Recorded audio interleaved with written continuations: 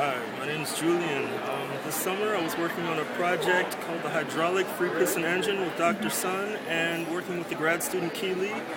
We're here to solve the problem passenger vehicles with traditional two-stroke engines that the output and the particulate emissions of nitrous oxide, carbon monoxide, and other particulate matter harmful to the environment, and our goal was to create a smaller engine with much more efficiency, a higher pump efficiency that doesn't use spark to start the engine, and piston motion that can be controlled, as well as the compression ratio and the valve actuation. What we've done is, as the project as far as it is now, is we've created an engine that outputs between 10 kilowatts and 500 kilowatts. It's a compact engine, because right now the engines that they were working on before were large enough to only fit into large vehicles such as garbage compactors. This engine here, it can be used for engines. It has many applications. It can be used as stationary power output.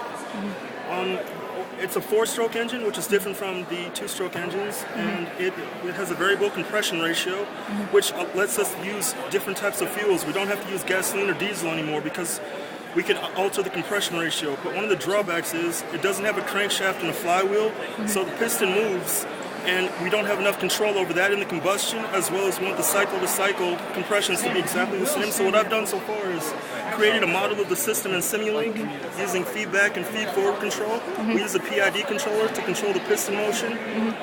As you can see here, we have three hydraulic chambers. The first one will push to the right, and when it pushes to the right, it will push fluid up to the left, and these pistons will move this way.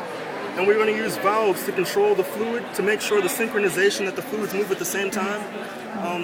The valves are the move valve, the lead valve, we have check valves, and we have control over the air to fuel ratio using, we modify the input and the export, the intake ports. And so that's just some of the things we've done. I created some things in SolidWorks, learned some software.